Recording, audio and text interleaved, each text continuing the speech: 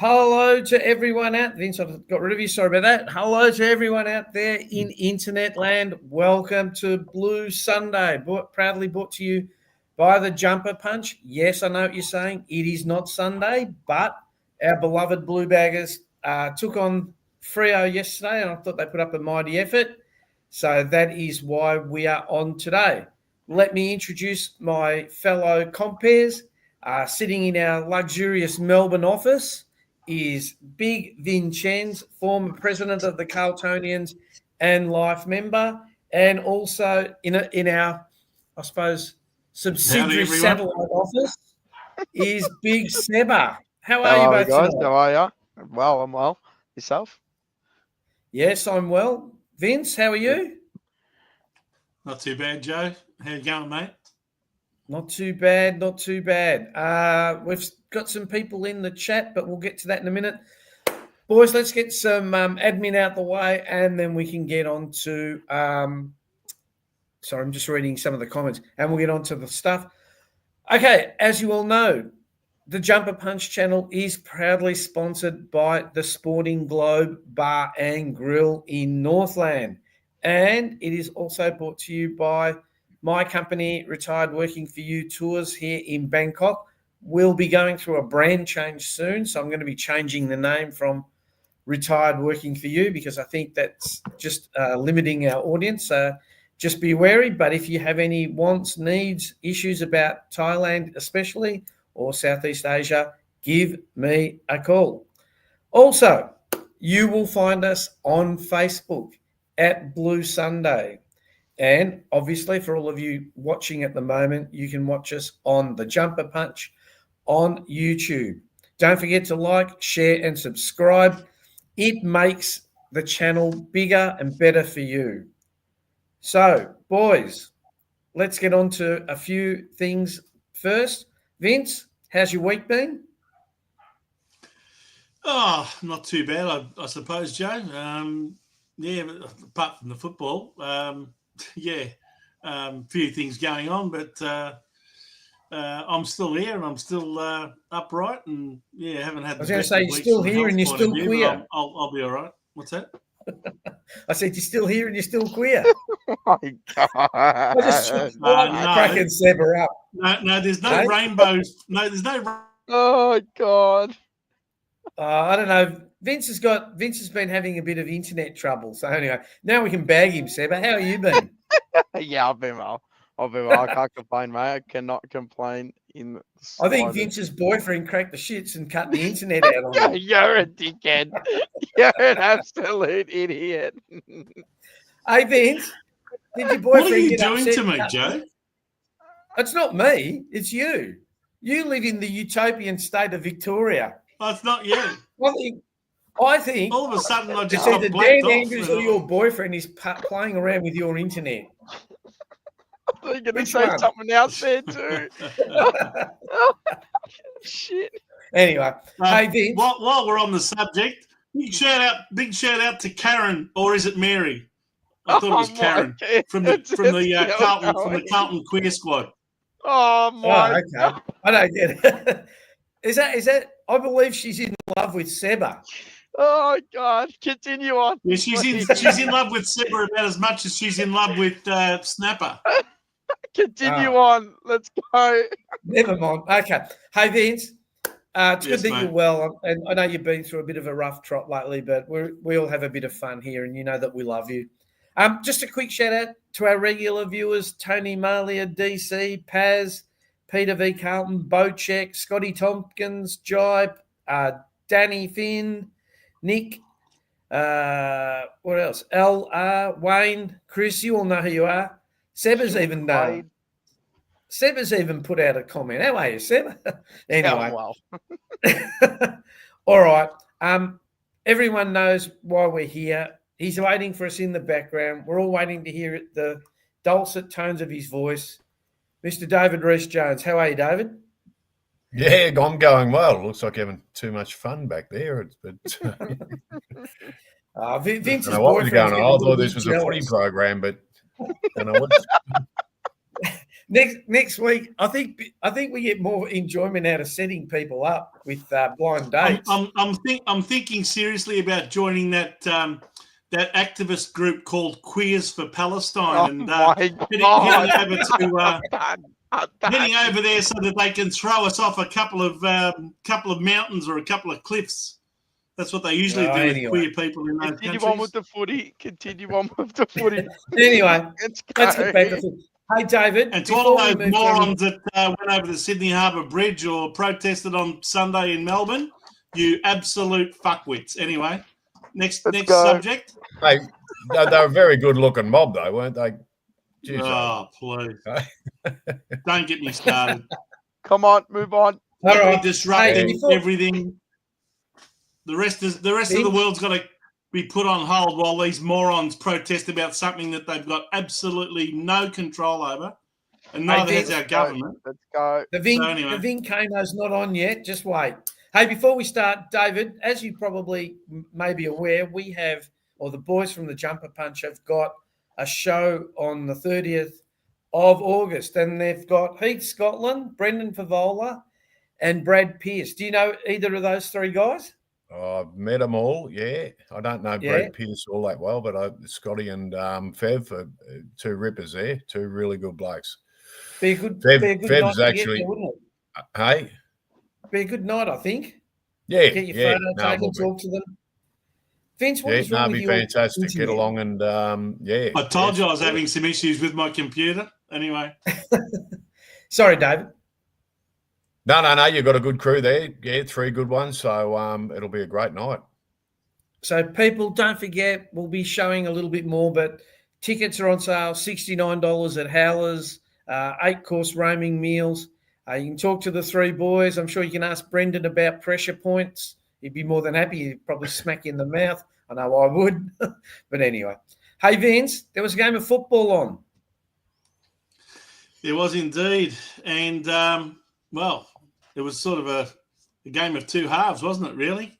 We played probably some of the best football we've played in 2 months in the first half last night, I thought.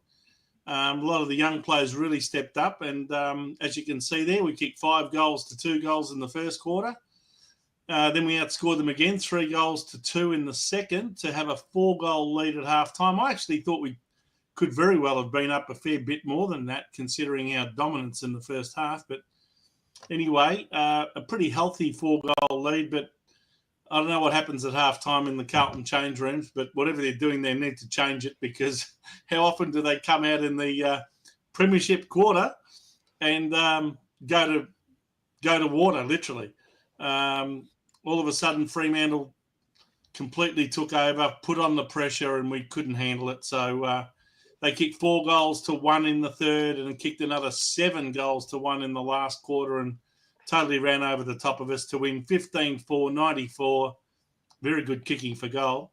To our 10 goals, 7, 67, which is not bad kicking for goal, but certainly not as good as they were. So in the end, it was a 27-point loss, which on this occasion did not flatter us. I think, if anything, it flattered them on this occasion. But anyhow, as far as goal kickers are concerned for Carlton, the only multiple goal scorer was Frankie Evans, number 44.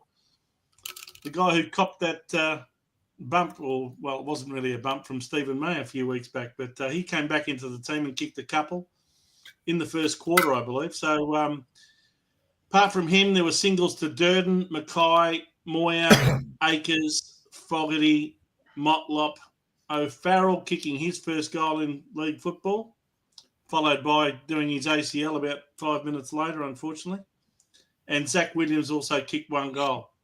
For Fremantle, the multiple goal scorers were Amos with 3, Tracy with 3, and Voss with 3. So their 3-pronged attack all kicked 3 goals each in the end. Dudley, who was very instrumental in that last quarter, he kicked 2. And singles to Svitkowski, Jackson, McDonald, and Reid. As far as disposal winners, Carlton, the main ones were Paddy Cripps.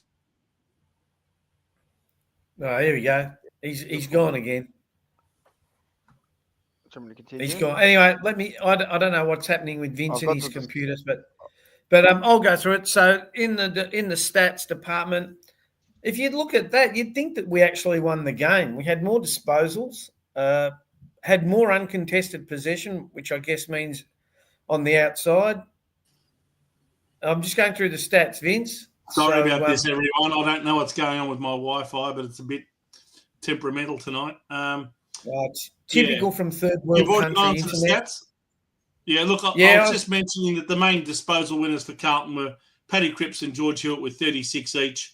And the only other two players who got more than 20 possessions were Nick Haynes and Cooper Lord. Haynes with 23 and Cooper Lord with 22. So, you're going through the stats there, Joe. Do you want to keep going with that? I was just saying, Vince, if you had a look at the stats there, you'd probably think that we won because we had more disposals and we had remarkably better disposal efficiency. Had a lot of uncontested possession on the outside. More marks, obviously, for the outside. We won the hit-outs, which I found surprising. They had more clangers. We had more tackles. I think the real difference came with the accuracy at goal. They were at 79% and we're at 59%. And that's probably been one of our biggest problems all year has been our accuracy. So, there we go. David, take it away. Yeah, look, I was pretty happy with the way the guys went about it. We had a pretty young team in when you looked at it, during the week, and we lost Chera, we lost Curnow and Doherty, and that's a fair amount of experience and a lot of games played there. And I was thinking the worst when we started. I think a lot of Carlton supporters would have been going over there. And the one thing, no, we do play well over there. I think I said that last week. I only tipped Fremantle to beat us by 10 points because I thought, well, we do play well over there. Cripper seems to grow a leg over there, and he did again. He led by example, and we dominated. I think at halftime it was 11-1 out of the middle, which is nearly unheard of. That's just total domination, and obviously, what did we have? 6 or 7 kids with under 20 games out there, but they were having a real crack, and that's what you want. I mean, I don't care what anyone says. I was pretty happy with the performance, to be honest, even though we got beaten. And even towards the end, I think they got a couple of goals because we were trying to win the game. You could see that they were taking some risks and they were trying to win the game. And in doing that, they turned the ball over a couple of times. We had a couple of shocking bloody umpiring decisions, which is usual and always going to happen when you play away. But I just thought that overall they had a crack, and that's all you want from your footy team. And we didn't have the talent out on the field to match it with them in the end, but we took it right up to them. So they're going to play finals this year. They're going to be round the mark sort of thing. So I don't think it was all doom and gloom. I think it was promising. And I think it'll show those, it'll show them that, they've set a standard with that tackling pressure and the pressure they put on. And I want to see that for the next, 3 games now. I don't want that area of the game to drop off now. I think that's what they've really set a standard in that area. And I don't want to see teams sort of walloping us and running around getting easy kicks and that. So let's hope they can bring it again next week. Okay, Vince, you keep dropping in and out. If you want to get something in before. Yeah, sorry about this. You're going to have to keep an eye. I can actually come back within about 5 seconds, but you're going to have to keep an eye on it and bring me back in as soon as you can. Look, to be honest, I thought, geez, for the first half, we looked really good. It was our pressure that really surprised them, I think. I think they might have gone in a little bit cocky. How can I say less intense than they might otherwise have done against other opposition. I don't know that they took us a little bit lightly, possibly, but the problem with us is that we just can't keep it up for 4 quarters. And we've seen it in other matches where we've done it for 1 quarter or maybe a half, or not much more than that, and then all of a sudden we capitulate. So, but listen, within 10 minutes of the end of the game, it was still only less than a goal in it. I think when Durden kicked his goal from a free kick, which was a dubious free kick, but nevertheless, he kicked that goal. Was. Well, it might not have been a kick. It might have been a mark. I think he took after. I think the ball only travelled about 8 metres, and they paid a mark. And was touched. And touched. Yeah, I think one umpire said play on. There was no mark, and the other one said no, it's a mark. So, as usual, the one who says that it's a decision has right away for some reason. Anyway, he got a mark out of it and kicked the goal. And I think at that point it was the 20-minute mark of the last quarter. So we still technically had a chance to pinch that game. And I don't know about you, Reece. I don't know. Did you see Michael Voss's press conference, or don't you bother with those things anymore because they're all so monotonous? No, I did have a look at that, and because one of the reason I ask you about that is because I'd like to get your. Oh, here we go. He's dropped out. He wants to get your opinion on something. I don't watch the press conferences anymore. Yeah, no, I had a look at it. I like to see what he's got to say, and I thought he spoke pretty well about how he went about it. Obviously disappointed that we lose, but sorry, Vince, what were you going to ask about the press conference? What I was going to say about it was there didn't seem to be any recognition of the fact that we had that game in our hands, and yet again we let it slip. I think you're underestimating Fremantle and overestimating us. To be perfectly honest, you look at those teams on paper, and I would have gone into that, on paper saying that, geez, they should wallop us by 10 goals. Really, I mean, and we were in that game, as you said, for 3.5 quarters. We were right in it. You got to look at what we had out there in inexperienced players and guys, who haven't played much footy in and out of. The point is, surely we had, apart from maybe a handful of inexperienced guys who have had less than 10 games or whatever, there was more than enough experienced guys out there that surely could have taken things or taken control of things a lot better than they did and reversed that momentum. Because one of the things I think we struggle with is that once the opposition grabs momentum from us and they put the pressure on us, we just go to water. There's no coming back from it. You can just tell that once they get their noses in front, it's all over pretty much.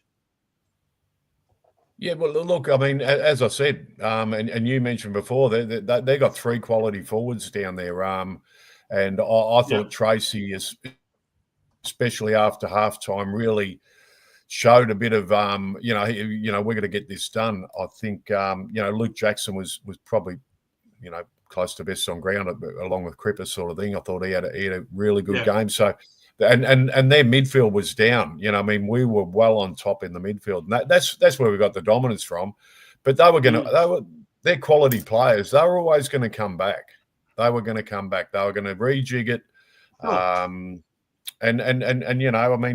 Besides Cripper and George Hewitt, who both had, great games. Cooper Lord was in there, went okay sort of thing. Zach Williams was sort of coming through, doing a few things, but we didn't lack the same sort of class that they had, really coming through that midfield. And even in the last quarter, I'm trying to think, Caleb Sarong, who was down for most of the game, good players. They'll come back. They're not going to be out of the game for the whole game, and they had a pretty good last quarter, which helped them a lot too. So, he keeps dropping out. Hey, David, while we're waiting for Vince to come back, I actually thought our senior players let us down yesterday, as opposed to the kids. What are your thoughts on that? Well, I thought 2 of our best were 2 of our senior players, and well, I've given 3 votes to 3 of our senior players. So I thought Harry could have probably done a bit more, a bit more bullocking. I'd like to see him be a little bit more like that Tracy is, with a little bit of go in him and run around, hurting blokes and creating a presence out there anyway. But other than that, I don't know. I mean, Sard, I didn't think Sard looks all out of all sorts. doesn't Yeah, he? And so does TDK. Doesn't look the same sort of player he was 2 or 3 years ago. So No, yeah. I just thought, he's not running. He used to be able to break and break lines, and that's what we need back there. And he's struggling to. He probably lost a yard or half a yard in pace, and that's what happens when you get a bit older, and it affects your game. So that's what we need. We need the run off the back line. I think Ollie Hollands tries to get back there and do some of that, but he's only a kid too, so he's going to get better as the year goes on. But O'Farrell looked really disappointing to hear that he's going to probably miss 12 months. ACL. Yeah, so it's what that means is this year Jagger Smith, our number 3 draft pick, out all year. Yep. Next year, Harry O'Farrell looking like we haven't had any luck, have we? And you look player in the back line, gone all of next year. But you look, that mightn't be so bad in the long run, though. I mean, that kid's going to be in the gym for the next 12 months, and that's what he needs, So, when you look at it, you try and look at the bright side of things, and he's going to be able to, bulk himself up and put some muscle around those shoulders and arms, and he's going to be a player for 10, 12, 15 years sort of thing in that back line. Sure, so, but you'd still have to have him. You'd still have to have him out there next year, even while he's building up his body in the gym, wouldn't you? I mean, it's still a bad loss the next year, isn't it?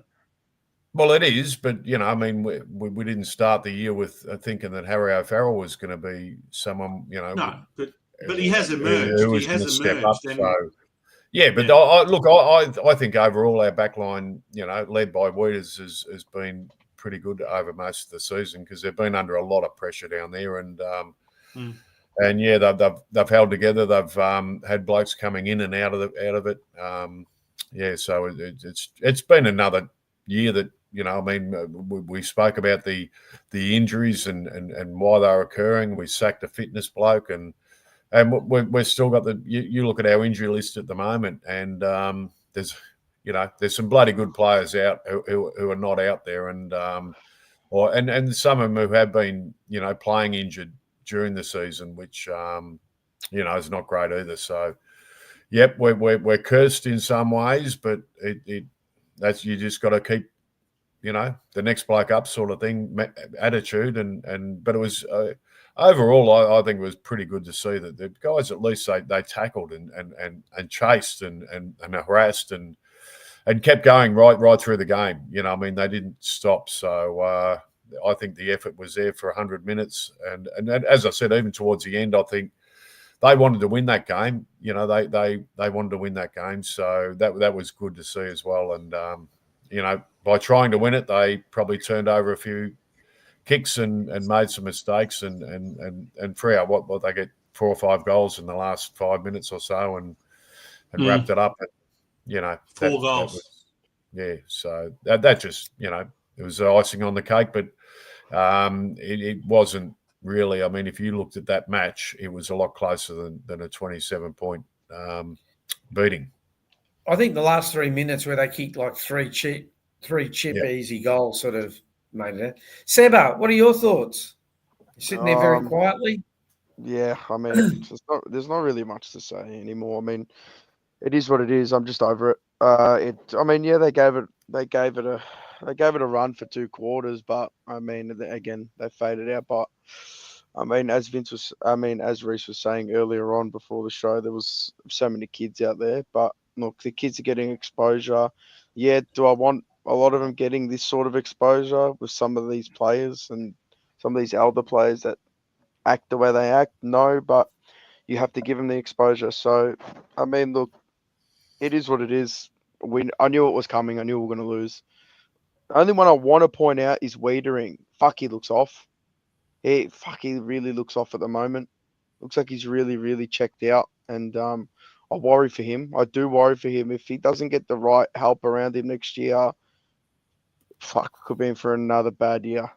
We could be in for another bad year. But, yeah, that's just not much else to say that you guys haven't already said.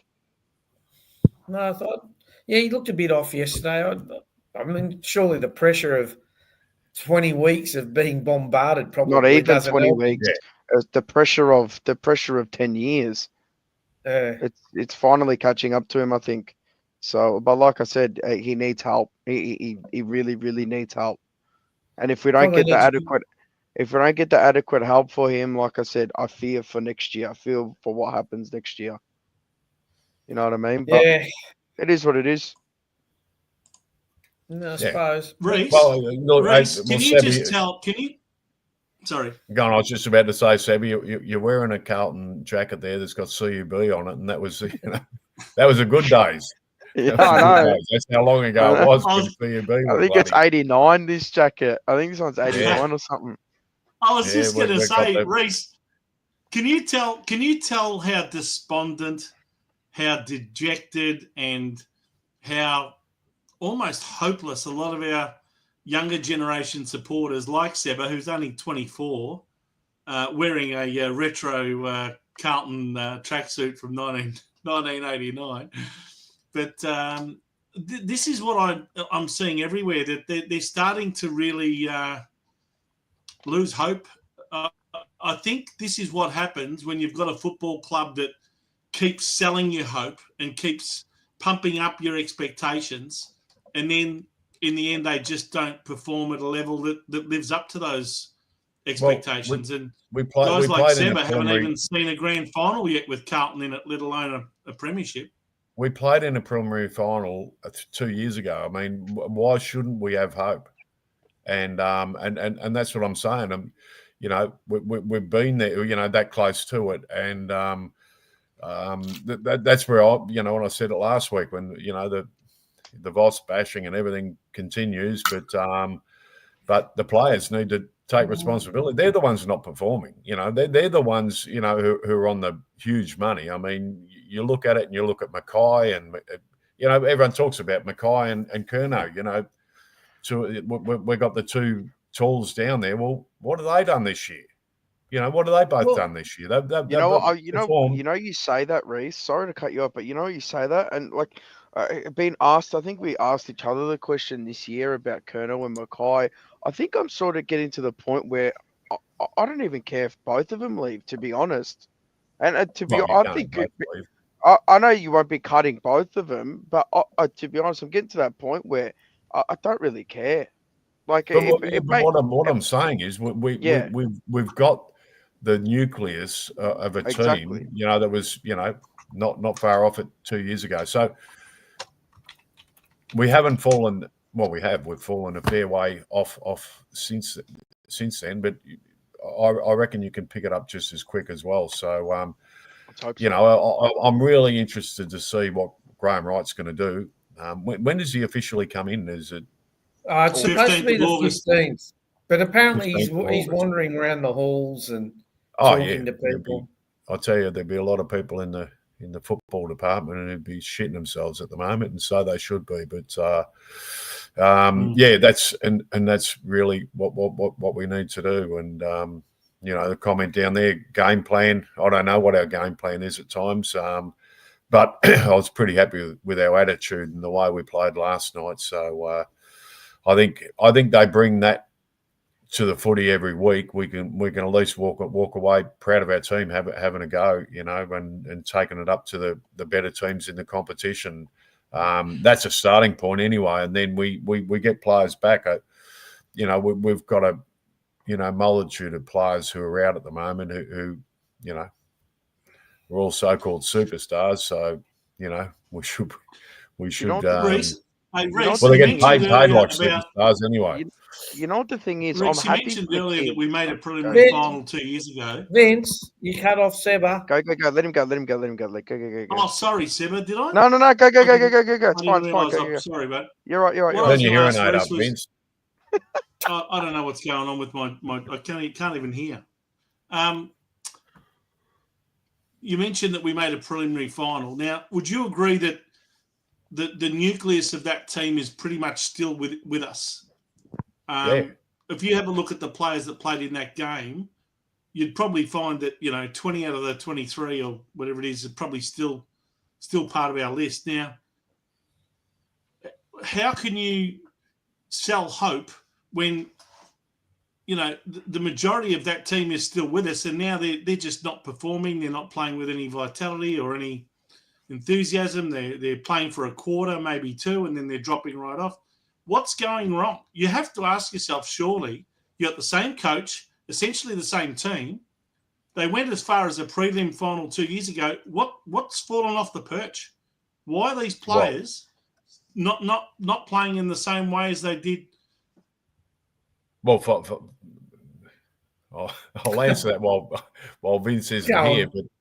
But obviously a lot of them weren't out on the park yesterday, weren't they? If there's 20 of the 23 still on the list, well, hang on, I'll go through them. And there's 1, 2, 3, 4, 5, maybe 6, 7, 8. There's probably 10 of them who played yesterday. So 10 of them are out. So half of that team didn't play yesterday. So I accept that, but during the year we've had the majority of that team available. Yeah, well, that's what I'm saying, and that's where the heat's going to come. Those blokes are all on long-term contracts. Those blokes we recruited, and I've mentioned it time and time again. Williams and McGovern and Chera. The list goes on. We're all put on long-term contracts, and what have they provided over those 4 or 5 years that they've been contracted for? They probably missed half of them, and through injury or whatever, or and haven't performed to the expectations that they're getting paid for. Yeah, that's it. That's really, and that's why I've said. Yeah. That's why I've said that, you really got to, throw them all up. Put them up. But David, you said that Weeders isn't up for trade. Is that right? I wouldn't trade Weeders. No. He holds us together. He really does hold us together. And I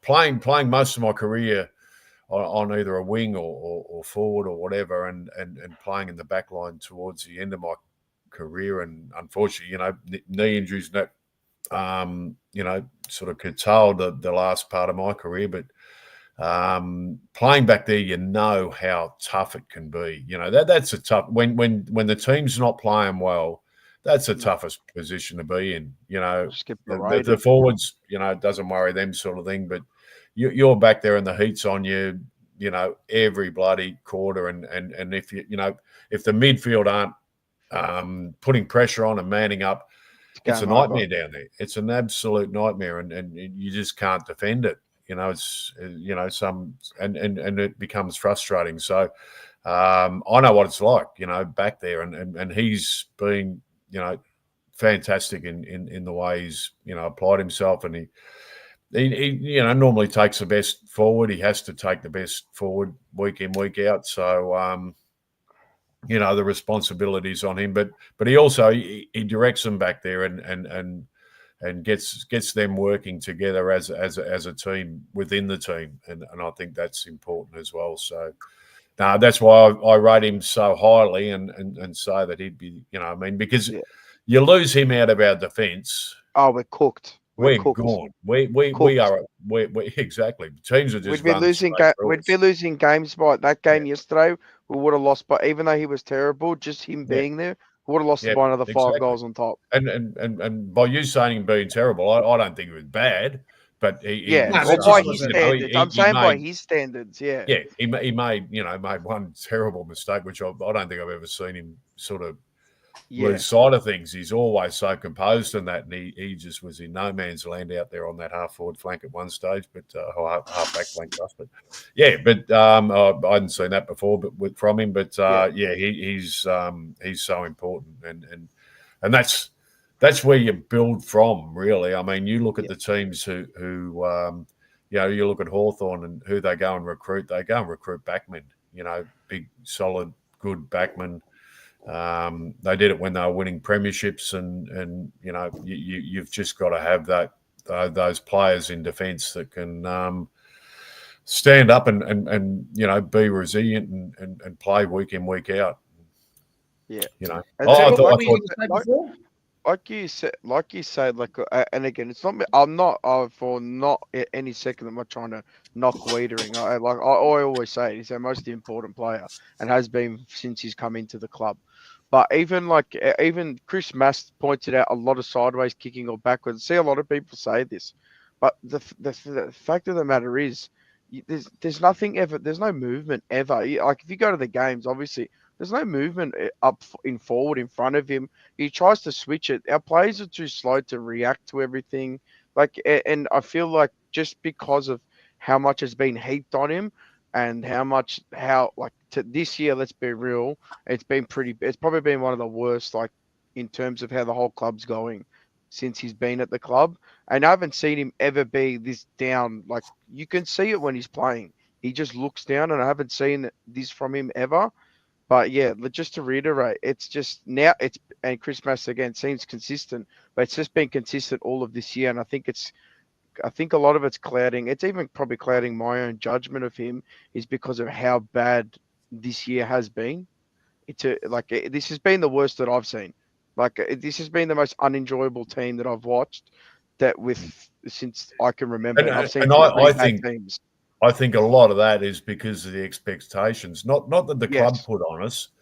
And I disagree with Vince on the club putting this on us, because I think we genuinely think that we've got and at the start of the year, genuinely thinking, well, we've got the basis of a bloody good team here, and we should be able to.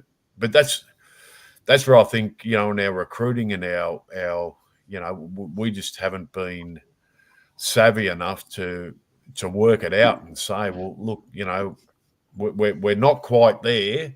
What's going to get us there? Weeders definitely need some help. We got Haynes in for him, but Haynes has been okay. He'll probably finish top 8 of their best and fairest. I'd be surprised if he doesn't.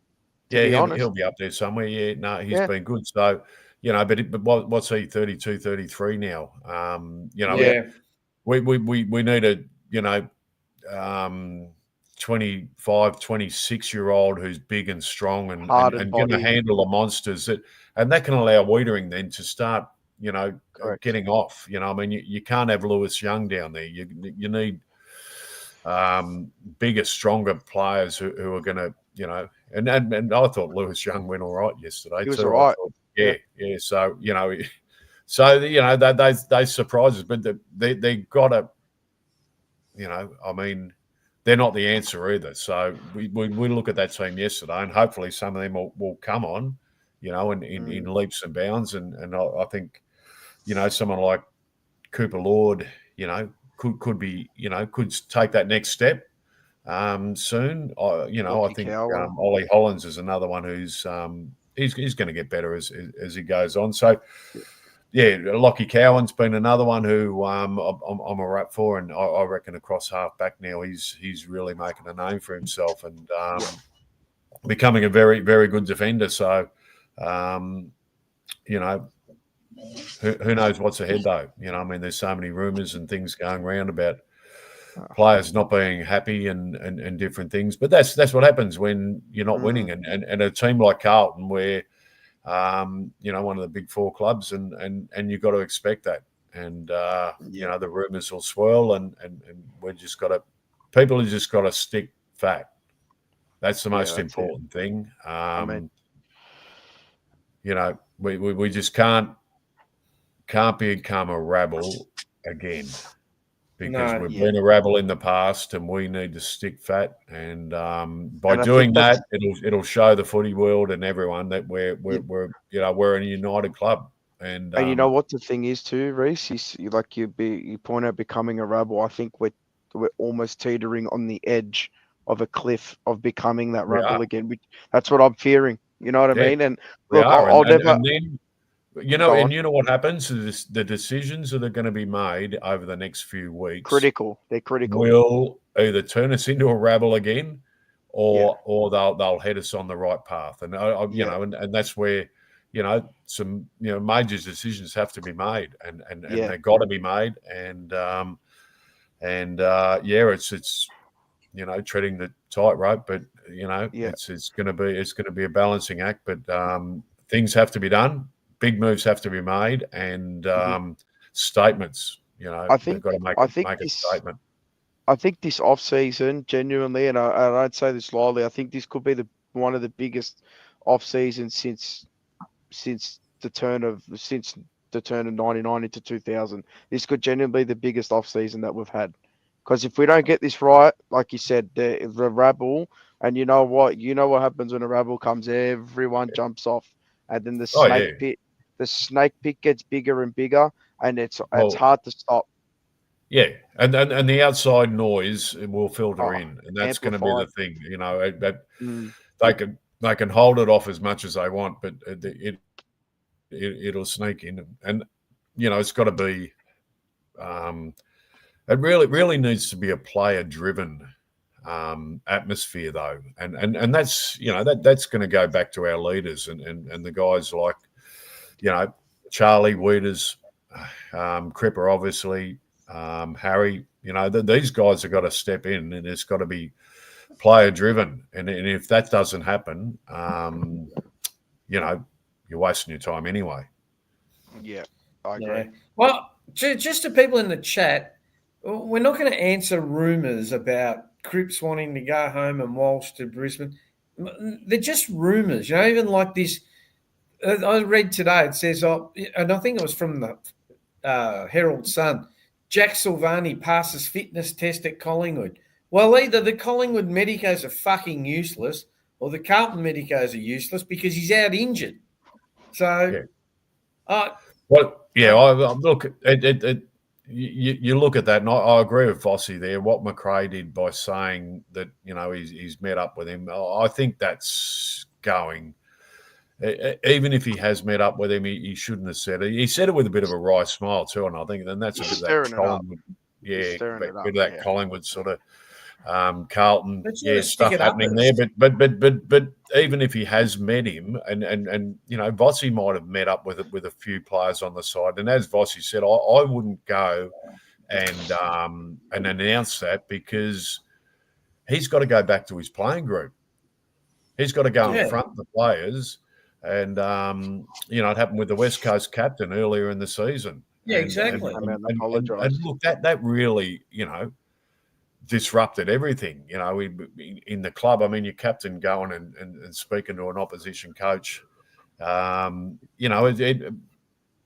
doesn't matter. I mean, and Vossi was right. McRae shouldn't have mentioned it. Should have kept it under his hat because it creates enormous pressure when, Silvani, when Jack has to go back in and front the playing group and what's going on sort of thing. I mean, it'd be the first thing you'd say, what's going on? What are you doing? Yeah. It's footy groups have got to be united. They need to be, one in, all in. And when the cracks happen, that's when, things can happen. But look, put it this way, if Jack doesn't want to be there next year, see you later, Jack. Goodbye. Go. Gone. Okay. See you later. You hear rumours of a couple of others who are not happy with Vossi. Well,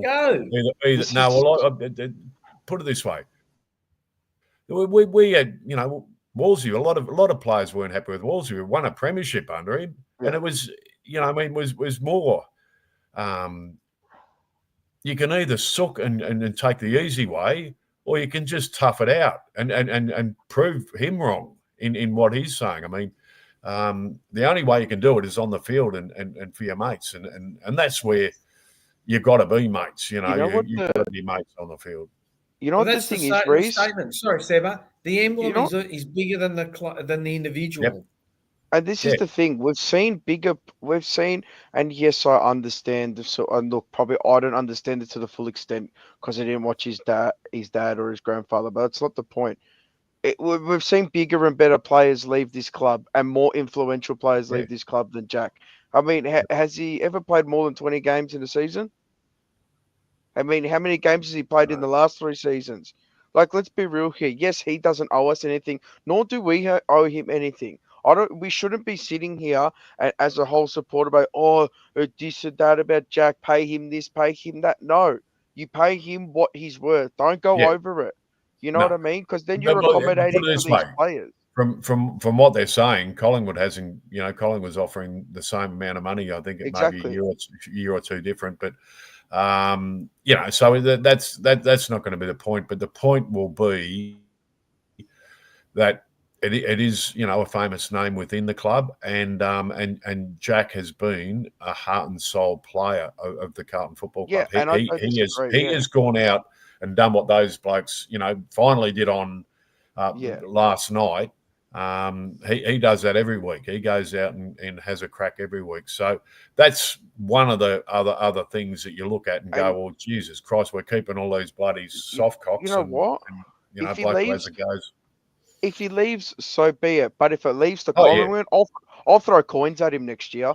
I'll throw coins at him. Oh, I swear to God, I'll throw coins at him because he'll be the biggest Judas of all time. If he leaves to Collingwood, he's the biggest Judas in Carlton history. Sorry, but especially with the name, he's the biggest. Put it this way, he could be summing it up and saying, "Well, look, I'm going to get the same amount of money next year. I can walk." Going to Collingwood need a backman. They're desperate for a quality backman. Since who was that bloke who got injured in a grand final? What was his name? Collingwood player. Collingwood bloke, good backman sort of thing. I think he had concussion issues or something and didn't come back. Did he snap his leg on the post? Is that the one? I can't remember. Someone out there might know. Which year are you talking, Reese? It's only a few years ago. Only a few years ago. No. Only a few years ago. Well yeah, but they're skipping. No, Nathan Murphy. There you go. Only a couple of years. Nathan Murphy. That was him. Yeah. That was the guy. Since he's left, their skipper, Darcy Moore. Darcy left. He has been half the player he was then, and they need someone back there like an Nathan Murphy, who he was really the rock back there, and Moore was able to just release off and we need the player who can get back there and be that sort of rock. So putting Jack back there this year really did help our back line. So and he hasn't played that much there, so it'd be a loss for us, but. Either way, you've got to turn that loss into a win somehow in what we get for losing him. Yeah, and we need to Backman, David. Sorry, go on. I was going to say, talking of Backman, what do you think of Cowan yesterday? Yeah, I reckon he's great. I think I just said before that he's really stepped up to another level and looks like he's going to be a quality player. And he's got a bit of go in him too. So I like the way he's not scared.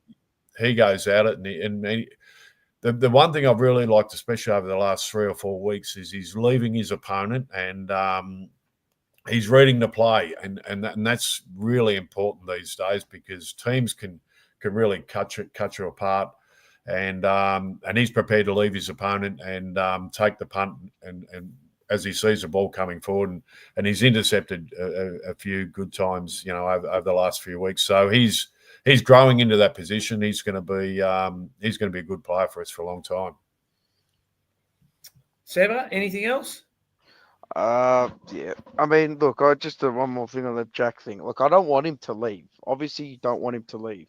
But like I said, if it is to be, then it is to be. Like just. Well, if he wants to leave, we can't stop him. Exactly right. You're not going to sit there and beg him like he's God. You know what I mean? It is what it is. Let him go. Go and find someone. No, that's go it. Find someone more durable. The same as TDK. I mean, if that offer's still on the table, it must be getting less every week. I think. I reckon St Kilda are starting to put the checkbook away. But this is the thing. The thing. What we go and look, what we go after in the off season, we need durable, seasoned footballers. Half of our list is the players are falling apart. Half of them are playing injured. You know what I mean? Like, this is the thing. You need durable footballers. And we don't just need a starting team of durable footballers. We need durable depth too. Because look in the twos, we've got nothing. We've got absolutely nothing. They're all kids. And who's teaching the kids down there? Yeah, but you know what I mean? Our seconds are actually performing pretty well. Yeah, they're actually performing well. But you still going to need, I mean, look, I don't know. I haven't played. But you need veterans down there. You know what I mean? But you look at it, and I'm just looking at the injury list here, and you go Cottrell. Cottrell will be in our senior team. Kemp would be close to being, in our senior team. McGovern would be, Nick Newman, Jack Silvani, Jagger Smith, Sam Walsh. We've got a fair bit out there, but it makes a big difference. You can probably carry, 3 or 4 younger players and inexperienced players, but you can't carry 6 or 7, and that's what we, but we nearly got up carrying that on the weekend. So, yeah. We need. Yeah, I agree with you though. We need to get some more depth into our playing list, and and that's going to be one thing that they'll be looking at. And you know that better than anyone, having played the game. You know that better than anyone. Yeah, no, and I think we really need. Put it this way: when we're triple premiership players run around the twos when I got down to Carlton, so it was unbelievable, and they couldn't get a game. They just couldn't get a game. Half of them went to St Kilda in the end, but exactly. It was a different time, and and that's we're going to catch up with modern footy though, and that's where we need to be, and it's all on the playing field at the moment that we've got to pick up in the areas, and we're going to recruit and get a lot better in a lot of areas, but. So what you're saying, David? I still think we can. We can turn it around. It can turn around pretty quick. So, and if we could have, the bulk of our better players week in week out playing, we'd be a hell of a lot more competitive than what we've been over the last couple of years, because we just haven't been able to get players on the paddock, and then when we have, they look injured. When they're playing. So, and as I said, the heat from my point of view has to come on the players. I mean, Charlie Curnow for years and years was being touted as going to be the greatest footballer in the competition. Well, he's nowhere near that, and hasn't got anywhere near that, to be perfectly honest. He's shown the good, shown the signs, but we need to get players playing consistent footy week in, week out. Correct. So what you're saying, David, is there might be a few upset supporters in the off season when we trade. Well, so be it. No. What I'm saying, players don't want to be there. You don't have them. Don't have them. Get what you can for them. Get rid of them, because they're only going to be a cancer around the place anyway. So thank you. Put that on repeat. Put that on repeat and post it everywhere. Put it on repeat and post it everywhere, mate. Put it on repeat. Well, it's true though. It is. No, that's true. It's the truest thing anyone said. And but you got to get the players who are there, who and I'd be saying it before every game. Don't put that jumper on. Don't put it on until you are ready to put it on. And what I mean by that is you are going to go through anything for one of your teammates, for the football club, and when you're 100% fair income, put the jumper on, but not until then, and that's what you're playing for, and you're playing for the blokes, the other 17 blokes who are going to be out there with you. That's what footy's about. And that mateship out on the field, you can be best of mates off the field, but you got to have it out there, and you got to show it out there. And I thought, at times, our blokes really went, they went at it yesterday, and it was good to see the tackling and the chasing and the, is that good? We got rid of Vince at the time. No, the comment. Some of these What's comments. That? Some of these comments are wild. I know. Keep going, David. Sorry. Well, we can only put it as it is, and that's it. But that's what we need. We just need we need the team united, fit, out on the field, and we can turn it around pretty quick. Vince, feel free to jump in any time, because we know you're going to drop out. Well, last time I did that, apparently I interrupted Seba, so I hope he's had a chance to ask his question or whatever he wanted to say. Hey, Vince. Sorry, last week you mentioned about the club not wearing a black armband for Warren Ralph, and you got told.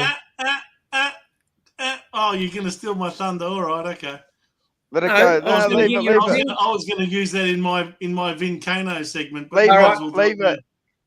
That's Okay, all right. we'll leave No, it to go that. on, ask me. Okay. Ask me. Might as well do No, it now. I You've want to raised leave it. it. Why? What I happened? I wanna don't know the story there. Play What the was it? Vincano edit now. Put it on now.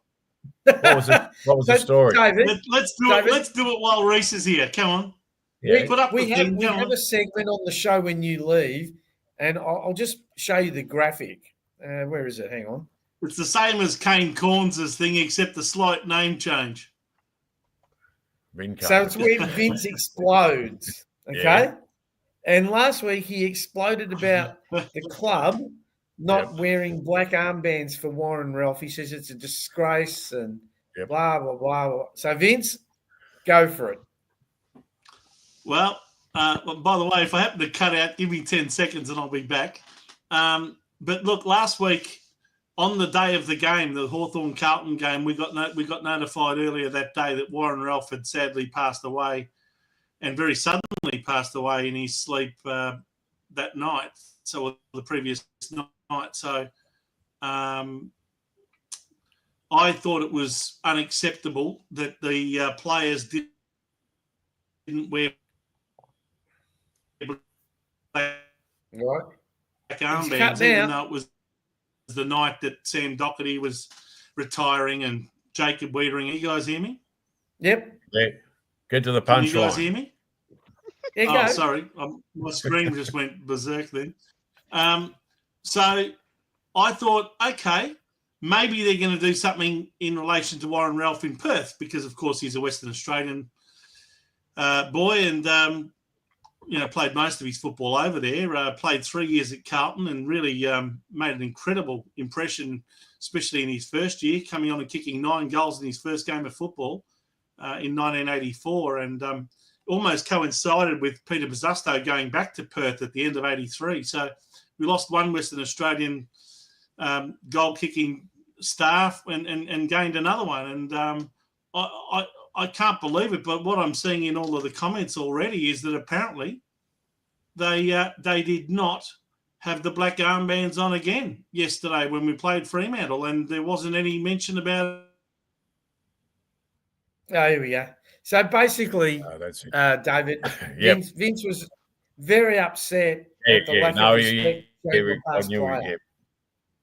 yeah. What's your thoughts? Hang on, he's Oh, back. I don't know. I'd have to find out off the club what the reasoning is. I mean, they might have a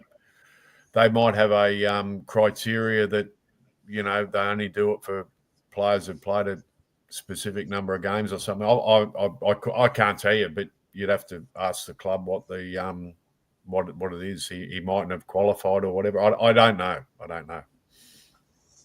Mm. Are you What do finished, you think? Vince? Do you think it's appropriate to have a minimum number of games for someone that there's played? Well, well, probably because you'd have black armbands on nearly every bloody week. Otherwise, Oh, you don't have a Carlton player That many dying people every come week. through the footy club, and Look, I don't know. Every year when I go to the annual general meeting, they read out. Well, we used to actually have a bit of an explanation of the backgrounds of the Carlton players that passed away during the previous 12 months. Nowadays, they just read out names, which is disgusting in itself. I think they do it at the best and fairest. I've been at the best and fairest. I know. They do that pretty well every year. Well, at the annual general meeting, we get that. There wouldn't be more than a handful most years, Reese. Players that have, and I'm talking about players that might have only played 2 games or 5 games or 10 games. They get included as part of that list. So to have someone like Warren Ralph not recognised with black armbands when you played a game in Perth, I don't know. What has our club become? Where's the respect? You know what I mean? Oh, we had that the other week with the I Orange don't know. on. It's just something you'd have to, front the club up with and ask them and say what's the situation. What they could have a reason. I have no Vince? idea. Yeah. Maybe you could get Terry to ask his mate, the president. Yeah. Anyway, look, Anyway. I'll come back to. I'll make mention of another thing in a second edition of the Vincano a little bit later on in the show, because I'm going to have a bit of a pot shot at your old sparring partner when you used to be on opposite sides of the Carlton versus Sydney Swans matches. Diesel. Oh. He was part of a the one who's got podcast. the He was brain of an part of a 80-year-old. podcast during the week, and yeah, I'm going to make mention of that. If you want to tune in a bit later on in the show, Reece, I'll make mention of a couple of things that I think need to be asked of Mr. Williams. Well, he's a director of football, isn't he? Exactly. Well, apparently his brain doesn't work. Yeah, well, that's a good bloke to put as director of football, isn't it? When football's your So most don't you think important that thing you warrants do, a and few you questions? put a bloke who can't remember getting married and can't remember his kids or anything. I bet you Can't remember even a game of medals. football. Apparently, can't even remember any of the games he played in.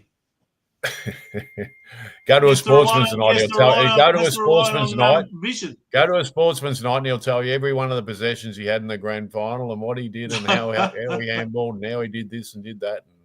That wouldn't be because he's getting paid $10,000 or something, is it? Exactly. Anyway, the old cashies. Let's get. We had the game, so we had some votes. Seba, we'll get yours verbally, but David, do you want to go through your votes? Yeah, no, I thought Cripper. I reckon I can't remember him having a bad game over there on that Optus Oval. I reckon he gets 3 votes every time he goes across there, and yeah, he got mine again, just ahead of Hewitt, Georgie, who's had a magnificent season and just keeps on keeping on. And Nick Haynes, I thought he was terrific as well. He just worked across that back line and put his body on the line for players. I could have thrown a few in there. There was probably more choices this week than I've had for a long time. So and that was a good sign coming out of the match, I suppose. I'll ask Lou in a minute. Vince, do you want to go through your votes? Are you there? Yep, go. Yeah, look, I thought it was a toss-up between Cripps and Hewitt. In the end, I went with Cripps. I think he laid probably a few more tackles. I think they got exactly the same number of possessions. But finally, Cripps actually kicked the ball as much as he hand-passed it yesterday, which is surprising enough. Normally, it's like double the amount of hand passes to how many kicks. But I think yesterday might have been 18 and 18. And I thought he led very well from the front all day long. And I do think he was our best player overall, just in front of George Hewitt with 2 votes. And I gave Cooper Lord 1, not just because he got plenty of the ball himself, but he really kept the very important player very quiet for them, which was Caleb Sarong. And I think he did a really good job on him for most of the match. Sarong started to get the ball a bit more in the last, but I thought that Cooper Lord was certainly one of our better players in the midfield as well. So, I gave him my 1 vote. I gave 3 votes to George Hewitt, 2 votes to that player that no one saw on the field, Nick James. Nick James. The J's next to the H, but it's Nick Haynes. Is he one of those players that Reece says is looks like Tarzan and plays like James? That's it. And 1 to Patrick Cripps. And there is our board. George Hewitt leading 61, Cripps 47, Wiedering 43, Cherrett 31, DeConning 28. Seba, next year we'll get you on because you came halfway through, but who would you have given votes to? Cripps would have been my 3. Probably say Nick Haynes 2 and Lewis Young for 1. Whoa. I liked Lewis Young yesterday. I think he played all right. Okay. And sorry. No, George Hewitt. Oops. David, one of our viewers has asked, where is it? Let me fix this up. Oh, Vince has left us again. One of our players has asked, have you had any issues from concussion? Have I? Yeah. Ask my wife. She reckons I have. What would she say? Hey? Oh, well, you forget things and certain things at various times, but I think that just comes with a bit of age. I think I've been better since I've been off the drink, actually. So I think the memories sort of come back a bit. But so I've been off that for about 19 months now, 20 months or something. Yeah, so You're still as sharp as a fiddle, Reece. Yeah. So David, that's been all good. I just want to talk, and you mentioned about Cripps kicking before, more so than handballing and so forth. I just thought that was really important in our game as well. We played a lot of chaos footy, and it was especially early in that, it's just get the ball down there. Don't worry how it gets down there. It doesn't have to be perfect. And we're just going to be there and be at them. And, there were a lot of, scrubby old kicks forward, kicks off the ground, different stuff. It was good. David, our audience think you look quite intelligent with those glasses and well-spoken. Someone thinks you're a scientist. So, I don't know about that. But, anyway. I think I'll quickly put up, but anyway, David normally gives us a Spirit of Carlton award, and it goes to a bloke I've been a little bit critical of over the time, and Francis Evans, and I thought he was. I thought that's the best I've seen him play, and he had a real crack. Frankie. Coming back from big hit, pretty heavy blow. So and he took some grabs too in packs. That just amazed me. I mean, he put his arms up and they stuck, and he took a couple of marks. I tip my hat to him because I've been a critic, and you got to tip your hat when they perform, and he did perform yesterday. So good on him. Yeah, and the newly introduced Carlton Witches Hat Award, I've given it to, for the second time, Moya. He wasn't that bad, was he? Yeah, well, you have a look at his stats. He went at 40% efficiency from his total of 8 kicks. So other than his one goal, I don't think he did much else. So, but he's a dual winner. He could be in line for a three-peat. You never know. He singled him out. He's singling out Moya. Jesus Christ! He's only a young kid, and it's a bit of fun.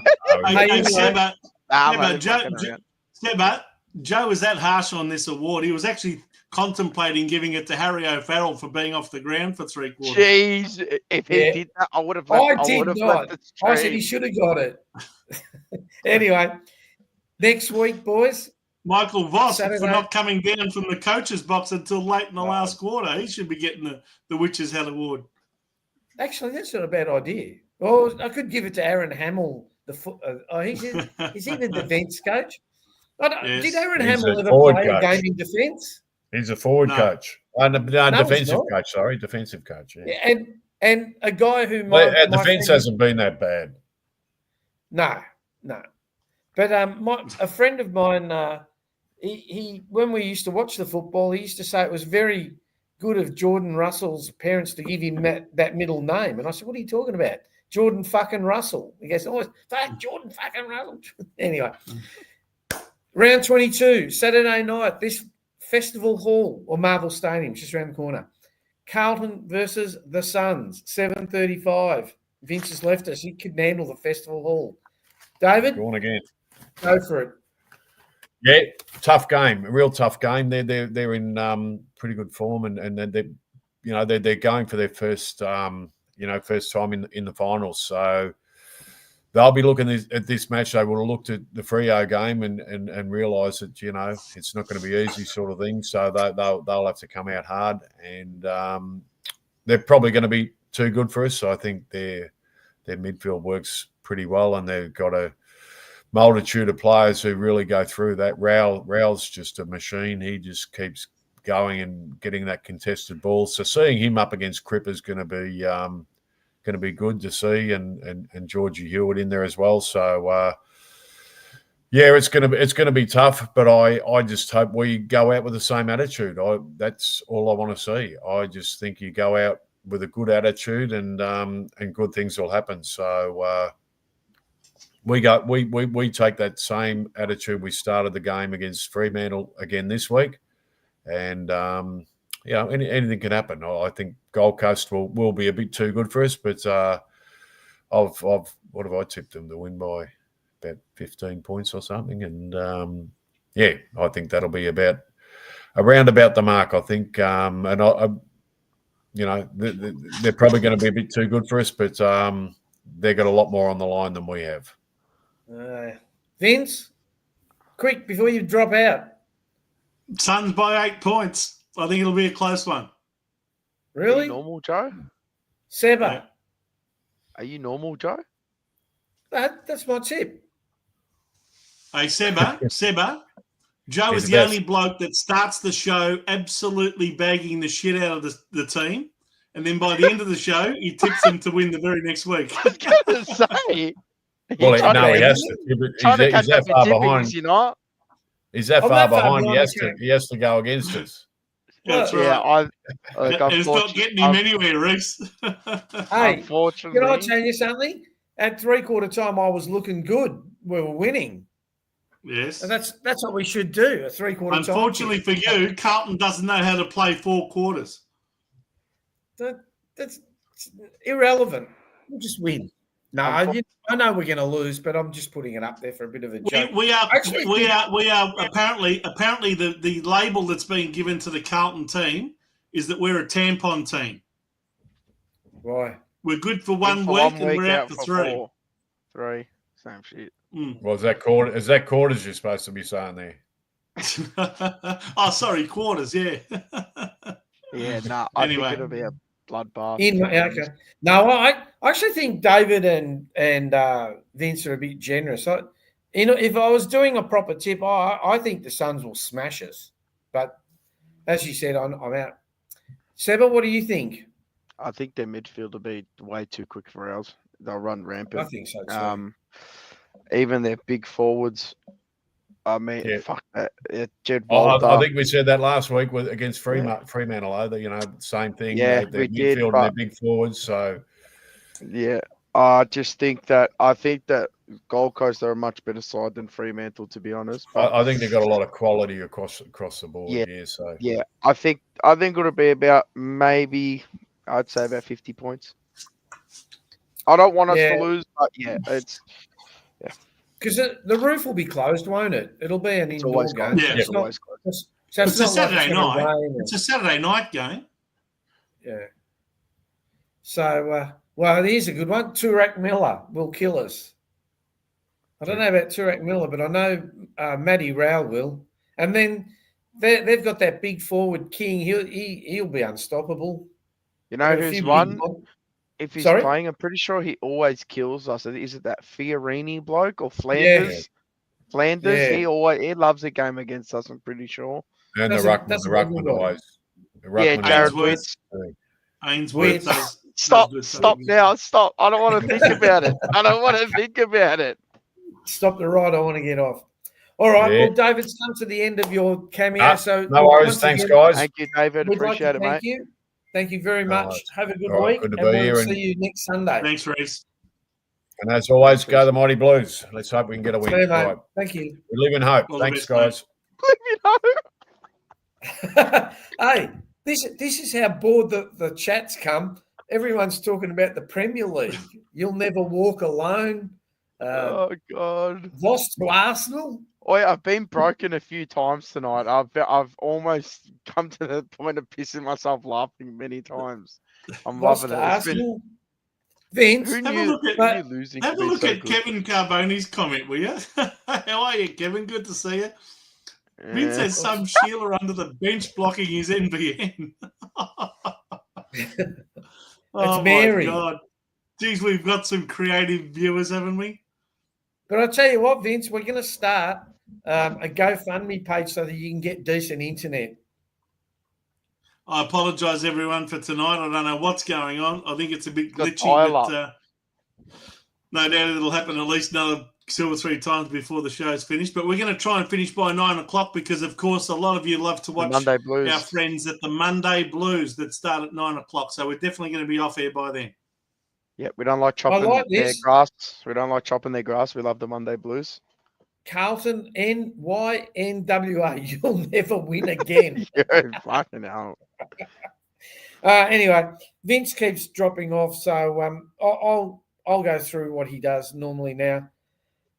There were some other games on the weekend. It's all started Thursday night with the Bulldogs 19-18, 132, smashing the Giants. That was a bit of a shock. Pounding, 6-8. 44. Western Bulldogs winning by 88 points. Then on Friday night, I watched this game. I thought it was quite good. Adelaide Crows, 15-11, 101. Defeated the Hawks, 13-9, 87. Two things about this. I think the Crows are the real deal this year. I think people better watch out for them. I think they're really going to do something. And two, to that stupid fucking bitch reporter that Jack Ginnivan, when he got off the plane, are you a sore loser? I would have punched her in the mouth and said, did that hurt? All right. Relax. Shit. Oh, my God. Anyway. No, it was. Isn't that a stupid? God. She was just after a bloody comment. Melbourne 21-13, 139 defeated the Eagles 88-56. There you go. We might not make it to air next week, Seba. Yeah, let's tone it down. We don't advocate. I wish he was, shit, guys. What a stupid question to ask a guy. Oh, you gave a middle finger. Are you a sore loser? They were winning at the time, you dumb bitch. Suns 16-11, 107. Richmond. They must have had the Carlton kicking coach there. 2 goals, 11, 84. Next, Sydney Swans 9-8, 68 defeated Essendon 7-12, 54. Brisbane Lions Collingwood 10-5, 65. Defeated by the Brisbane Lions, 14-8, 92. If Collingwood lose the next 3 games, they finish 9th. One can only hope. And yesterday, we had St Kilda, 11-12, 78, defeating North Melbourne, 10-9, 69, with a few controversial sort of hits there. And then the Cats, 23-15, 153, defeated Port Adelaide 9-11, 65. No, it was just really stupid. Vince, do you want to go through the ladder for us? Hang on. Oh God! There you go. Go, Vince. I didn't get cut off right the way through the reporting of those match results, so it'll probably happen now. Yeah, I'll get through the ladder. At the very top, we got the Adelaide Crows, 60 points. Closely behind Collingwood. They've lost top spot for the first time in 18 weeks, some shit like that. Brisbane Lions, the Cats, and it's heating up down to the bottom. What I tell you? There you go. You can take it away. I'm on the bottom. That's all right. You're doing a good job, Seba. You do it. Yeah, so it's heating up at the bottom half of the top 8. I think the Giants there, maybe they might miss finals. Who knows? I reckon Hawthorn's the one that's more vulnerable now. Yep. When you look at who they've got to play. Yeah, the Western Bulldogs, their percentage is sky high. So if they get those wins in, they're not coming out. And then you've just got the absolute garbage that ensues after 9th spot. I don't need to run through in the last 6 weeks, in the last 6 weeks, Joe, we've had 35 matches where a top 9 team has played a bottom 9 team. And the results are 34-1 in favour of the top team. In favour of the team in the top 9. What does that go to show you about the disparity in ability between the top 9 clubs and the bottom 9 clubs? Unbelievable. Yeah. The other thing misses out on the finals is going to be really stiff this year because they're probably going to miss out with something like 14 wins, which would normally guarantee you at least 5th or 6th. The other thing to note is the bad kicking of teams, 7-12, 2-11. I just don't understand. And everyone goes, it's a tough game, but, people miss these ones. Anyway, Vince, it's now time for Vincano Part 2. So you had your part 1 about Warren Ralph. Well, I already alluded to it, and we're running short of time, so I'm going to be real quick. I did allude to it before about Greg Williams. Diesel, if you're going to come out on a podcast and admit that you've got the brain of an 80-year-old and you can't remember anything in terms of the games you've played or your wedding or anything else like that, how on earth do you think you qualify to be a director of the football club, the only person on that board who's had AFL experience? I mean... And he's paid. And he's paid. And the other thing is, your memory's not that bad that you didn't remember to ask to be paid to be there. But anyway, seriously, is it any wonder why our football department has no standards, no KPIs that anyone has to achieve in order to retain their job? They just keep going year after year after year, the same people in the same positions. And he's dropped out, and I know what he's on about. People in same positions, and it's going to say the fish rots from the head. So to the Carlton board, I'll finish it off. Get your fucking shit together. We knew what you were going to say, Vince. Just to finish off what I was saying, is it any wonder why our football department is in total disarray? I think it's starting to show now its ugly face, that there are so many people employed there under your watch that have never really had to adhere to any standards or achieve any set key performance indicators. And what we need in there is someone that's going to actually force people to live up to certain standards. Now, if Graham Wright doesn't ensure that, well, then nothing's going to change, nothing at all. And you can bring in whatever coaches you like.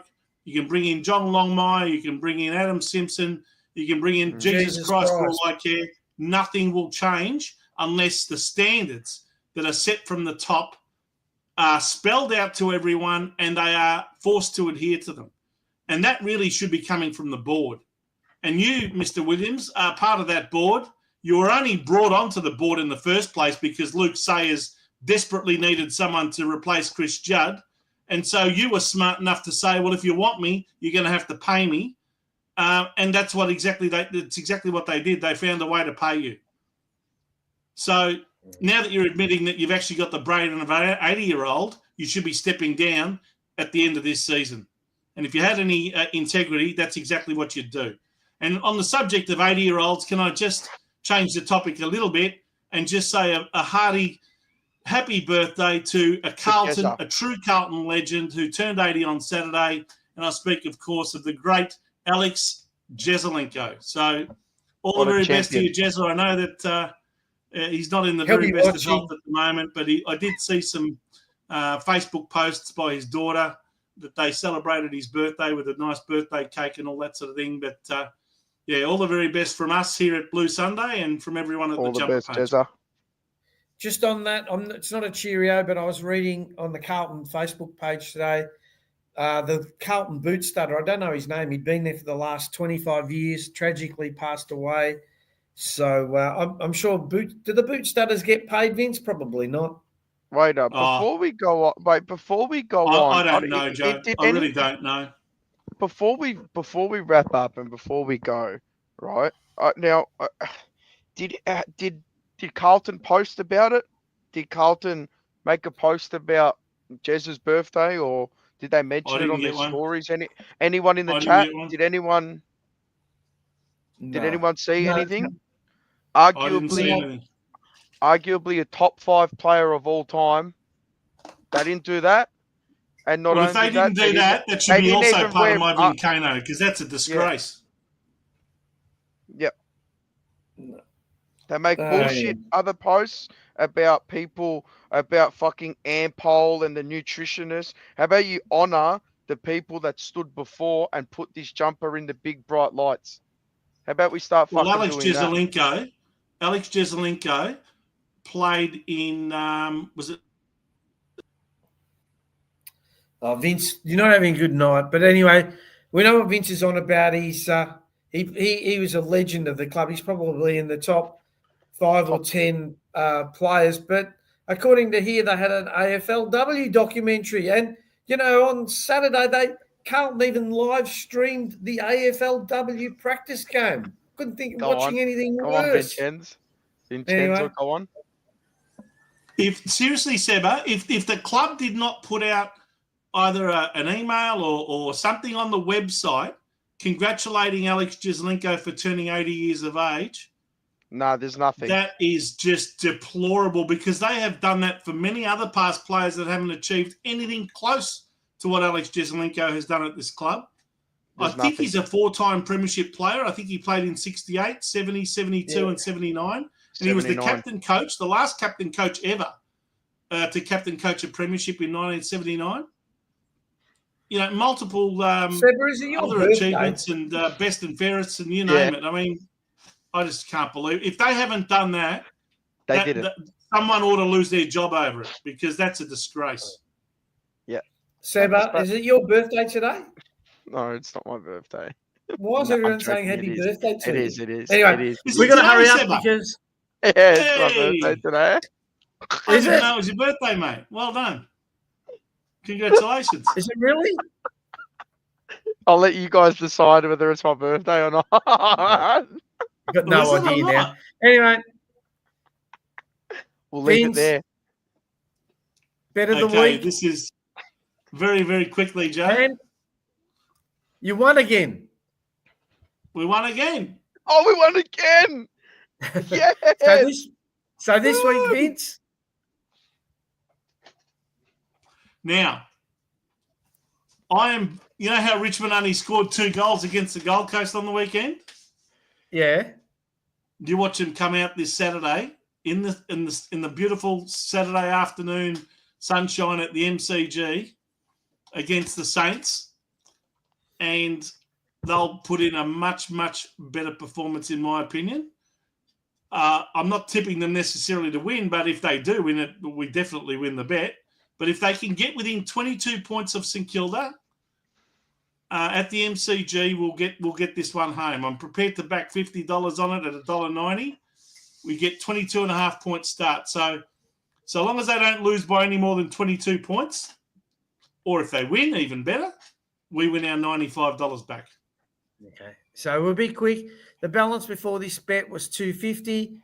The balance if the bet loses is $200, and I didn't do that. And if we win, it's $200 and something dollars. Vince has left us again. All right. I don't know. Seba, Maybe tell with that the truth. betting money, if that betting money, he can get some new internet. But again, thank you to our sponsors, the Sporting Globe and Retired Working For You Tours, about to go Vince, through a rebrand. Are you going to use the winnings to buy some internet or what? Hello to all of Also- our regular viewers tonight, and I apologise for the constant in and out with my screen. I don't know what's going on with it, but I hope you'll forgive me on this occasion. I'll hope to get it rectified for next Sunday night. Also, Anyway. before we Yes. all leave, what have we got? We've got 3 minutes now. I'm going to pump this up. Remember, get your tickets to the live event. And I'm going to say they're only $69. With Scotland, Pierce, and Favola coming, featuring the Monday Blues, who are on shortly after we end tonight. Now, for those who think that it is overly expensive, let me break it down for you. The 3 players, you get to meet them, take photos, you get autographs, you get photos, you live Q&A, 8-course roaming meal, right? And the hard effort and the money it costs for the boys to put it on, it's only a small fraction. So if you can, and if you're able to, get down, grab a ticket, come and support the boys, because I see everything in the background, how hard they work, and they work fucking bloody hard for this channel and to give you guys good content. So if you can get down there, come along. Okay. And on that note, don't forget, you can find us on Facebook at Blue Sunday and on YouTube at The Jumper Punch. And as Seba said, We've just hit don't forget- 3,000 subscribers too, Joe. that's right, Correct. we have. So that's really good. But don't forget, like, share, and subscribe, people. Like, share, and subscribe. Okay, I know people want to shoot off to watch the Monday Blues. So on behalf of myself, Vince, Seba, I'd like everyone to have a safe week. I hope your football team wins. Thank you, chat. And go Blues. Go Blues. Go the Blues.